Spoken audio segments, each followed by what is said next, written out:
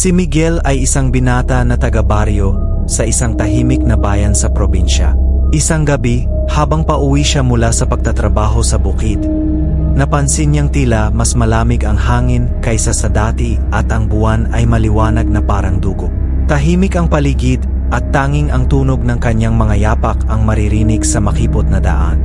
Bigla siyang nakarinig ng mga yabag na sumusunod sa kanya. Paglingon niya, nakita niya ang isang anino ng lalaki na mataas, maputla ang balat at nakasuot ng iti. Nang magtagpo ang kanilang mga mata, naramdaman niya ang kakaibang takot. Ang mga mata ng estranghero ay may malalim na pula na tila bagutong na gutom. Nang tumalikod si Miguel at mabilis na naglakad, narinig niya ang malamig na boses ng lalaki na tumawag sa kanya.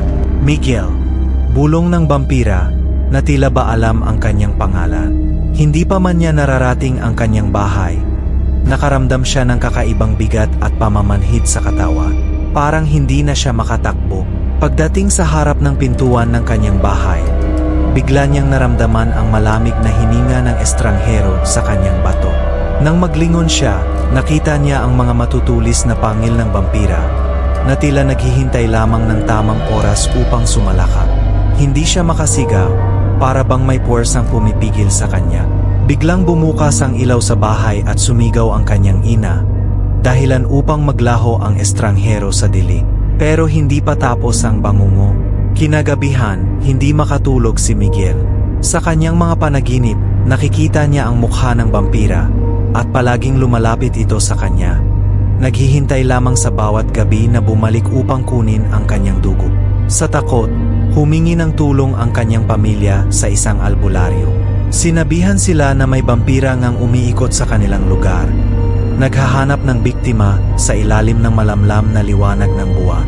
Para sa kanilang proteksyon, pinahiran nila ng bawang ang paligid ng bahay at sinindihan ang kandila tuwing gabi upang maitaboy ang masamang espirit.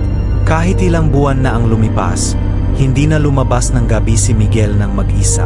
Alam niyang nasa paligid lamang ang vampira, nagtatago sa dilim, naghihintay ng tamang pagkakataon. Mula noon, naging babala na ang kwento niya sa buong baryo. Mag-ingat at huwag hayaang mahulog sa pang-aakit ng isang vampira.